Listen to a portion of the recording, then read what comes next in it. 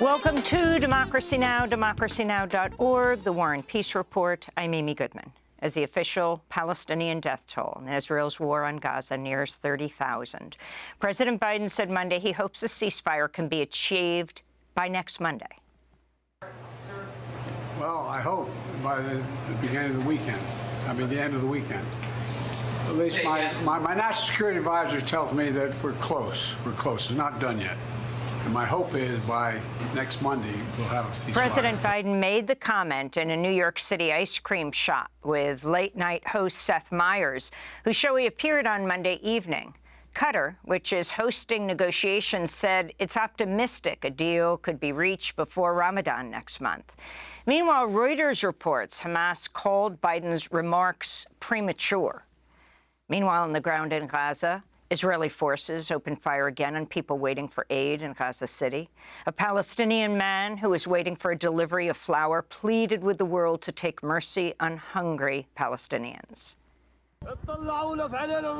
Look at us through the eyes of mercy, people. For the sake of Islam, look with mercy. Film so that people can see the starvation, how people are coming. They're carrying the martyrs on a donkey cart, on a bicycle.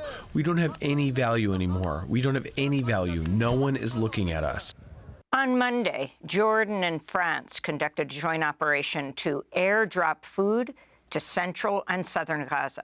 Palestinians use rowboats to retrieve aid packages dropped at sea. Gazans continue to face starvation, affecting even its youngest babies who do not have access to milk or formula. My son is supposed to have milk as a newborn, be it natural milk or formula milk, but I wasn't able to get him milk because there is no milk in Gaza. I had to give him a date because I can't provide milk for him, because there is no food, there is no fruits. As a mother who just gave birth, there is no fruits or vegetables. There is nothing in Gaza. In other news from Gaza, acclaimed artist Fathi Rabin has died after Israeli authorities denied him permission to travel for medical treatment.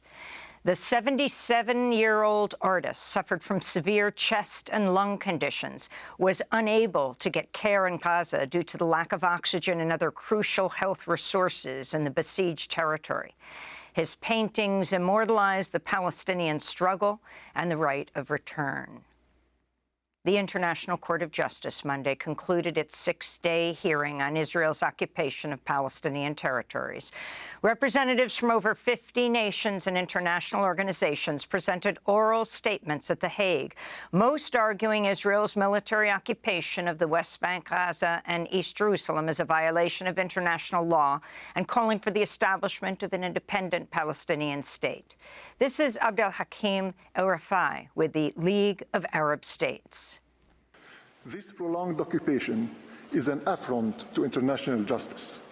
The failure to bring it to an end has led to the current horrors perpetrated against the Palestinian people, amounting to genocide. There can be no moral or juridical justification for occupying lands, killing, terrorizing, and displacing their populations. In related news, human rights groups say Israel's completely ignored the World Court's order to take all measures within its power to prevent genocide in Gaza. 1 month after the ruling, Israel's continued to block most delivery of life-saving humanitarian aid, food, medicines, and fuel to Gaza. Since January's ruling, Israeli forces have killed over 3,400 Palestinians in Gaza. The Israeli government is expected to soon deliver its own 30-day assessment of compliance with the ICJ decision. In response, Omar Shakir with Human Rights Watch said, quote, Israel's blatant disregard for the World Court's order poses a direct challenge to the rules-based international order. Failure to ensure Israel's compliance puts the lives of millions of Palestinians at risk and threatens to undermine the institutions charged with ensuring respect for international law and the system that ensures civilian protection worldwide, he said. Vigils were held in Washington, D.C. and elsewhere Monday for Aaron Bushnell, an active-duty U.S. Air Force member who died after setting himself on fire outside the Israeli embassy in Washington to protest genocide in Gaza. The 25-year-old who live-streamed his self-immolation yelled, "Free Palestine," as he was consumed by the flames. Marion Ingram, an 88-year-old artist, activist, and German Holocaust survivor, was at the D.C. Vigil on Monday. I urge you, Mr. President, I urge you, Congress, start defunding Israel. Start making peace. It is time we stop killing children. I do not wish that people burn themselves to bring the point home. Mr. Biden, you should stop supporting the genocide in Gaza.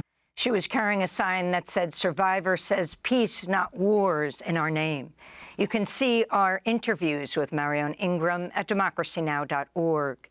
In response to Aaron Bushnell's act of protest, Palestinian poet and journalist Mohammed El-Kurd said, quote, "If you're a soldier sacrificing yourself to protect U.S. interests, you're a rational, noble hero. But if you sacrifice yourself to protest the genocide your country is funding, you are mentally ill," unquote. Meanwhile, Pentagon spokesperson Pat Ryder dodged a reporter question about how military members feel about the U.S. role in Gaza. But is the Secretary concerned that this might indicate that there's a deeper issue, maybe the U.S. military personnel being concerned about how weapons and support for Israel is being used on civilians in Gaza? Well, look, from a Department of Defense standpoint, since Hamas's brutal attacks on October 7th, we've been focused on the 4 key areas that the Secretary set out from the onset. That's protecting U.S. forces and citizens in the region, supporting Israel's inherent right to defend itself from terrorist attacks, working closely with Israel to support and secure the release of hostages from Hamas. In New York, hundreds of Jewish American activists and allies descended on 30 Rockefeller Center, headquarters of NBC, to disrupt President Biden's surprise appearance on Late Night with Seth Meyers. Around 50 activists were arrested, according to organizers. Elsewhere, the faculty at the University of Illinois Chicago overwhelmingly voted to call for a ceasefire in Gaza in a referendum last week. Outside the U.S.'s Ireland's Senate, outside of the United States, Ireland's Senate unanimously voted last week to impose sanctions against Israel, prevent the passage of U.S. weapons to Israel via Irish airspace, and advocate for an international arms embargo against Israel. This is Irish Senator Frances Black, who helped put forward the motion. I visited Gaza back in 2018, and the amazing people I met there, and the spirit of the people, and how amazing. And I don't know if they're dead, I don't know if they're alive.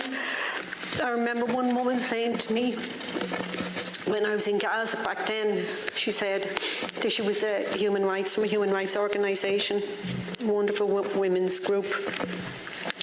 And she said, why had the international community abandoned us? And those words stay with me. Israeli airstrikes in eastern Lebanon Monday killed at least 2 people believed to be members of Hezbollah. Israel's attacks on Baalbek came after Hezbollah confirmed it has shot down an Israeli drone in southern Lebanon. Later on Monday, Hezbollah said it fired dozens of rockets at an Israeli military base in retaliation. Elsewhere, U.S. forces said it carried out preemptive strikes against Houthi targets in Yemen, destroying missiles, unmanned vessels, and a drone. In election news, voters in the battleground state of Michigan are casting their primary ballots today. The group Listen to Michigan has been urging Democrats to vote uncommitted to show their opposition to President Biden's refusal to stop Israel's assault on Gaza. Michigan's Democratic Governor Gretchen Whitmer, who's been campaigning for Biden, predicted during an interview Monday, quote, there will be a sizable number of votes for uncommitted, unquote. Members of the 300,000-strong Arab American community in Michigan and others gathered on Sunday ahead of the vote. We need to show President Biden and all the other candidates that we support Palestine. We don't support our U.S. tax dollars going towards Israel to ethnically cleanse Palestine. And this is a human cause, and so we're all showing up. Activists in Minnesota recently launched their own uncommitted campaign ahead of Minnesota's presidential primary, March 5th. A close associate of Alexi Navalny says the late Russian opposition leader was days away from being released in a prisoner exchange. Maria Pevchik chair of Navalny's anti-corruption foundation, spoke on Alexi Navalny's YouTube channel. Navalny was everything Putin could never be, and Putin hated him for it. But why did he kill him now? Why February 16th? Alexi Navalny could have been sitting in my place right now, today. This is not a figure of speech. This could have and should have happened. Navalny was supposed to be free in the coming days, because we had achieved a decision on his exchange. Maria Pevchik accused President Putin of killing Navalny to prevent the swap from happening. Navalny was allegedly to be exchanged, along with 2 unnamed U.S. nationals, for Vadim Krasikov, a Russian Secret Service member who's serving a life sentence in Germany for the 2019 murder of a Georgian-born Chechen dissident. Media outlets speculate that 2 American citizens could be Wall Street Journal reporter Evan Gershkovich and former Marine Paul Whelan. Denmark's closed its investigation into the 2022 blasts on the Nordstream pipelines, which were built to carry natural gas from Russia to Europe. Danish authorities concluded there was deliberate sabotage of the pipelines, but insufficient evidence to pursue the case. Sweden dropped its own probe into the matter earlier this month. Moscow's blamed the U.S., the U.K. and Ukraine for the explosions. French President Emmanuel Macron is leading a European effort to send more arms to Ukraine. These will include more middle and long-range missiles. Macron also did not rule out eventually sending French or other Western troops to Ukraine. He spoke Monday at a Paris conference of 20 European leaders. Everything was discussed in a free and direct manner tonight. There was no consensus today to send troops onto the ground in a manner that's official, assumed, and endorsed. But on the dynamic, nothing should be excluded. We will do everything so that Russia cannot win this war. Sweden's cleared its final obstacle to join NATO after Hungary's parliament ratified Stockholm's bid Monday. The Swedish Prime Minister hailed the historic step. Sweden is leaving behind 200 years of neutrality and military non-alignment. As far as Russia is concerned, the only thing we can safely expect is that they do not like Sweden becoming a NATO member. They didn't like Finland becoming a NATO member either. The whole purpose was to emphasize that a country like Ukraine would not be allowed to choose its own path. Hungarian Prime Minister Viktor Orbán had blocked Sweden's bid for membership for over 18 months, but finally relented following last week's deal for Sweden to sell Hungary 4 fighter jets. In Burkina Faso, dozens of people were killed after an attack Sunday on a mosque in Natiabouani in the east of the country. Armed individuals reportedly entered the mosque and opened fire as people gathered for morning prayer. On the same day, at least 15 people were killed in a separate attack on a Catholic church during Sunday Mass in northern Burkina Faso. And back here in New York, a former professor at the Albert Einstein College of Medicine in the Bronx has donated $1 billion to make tuition free for Albert Einstein medical students. Ruth Gottesman's donation is one of the largest ever made to an educational institution in the U.S. The 93-year-old, who studied learning disabilities and created an adult literacy program, was married to a Wall Street financier who left her the money when he died in 2022.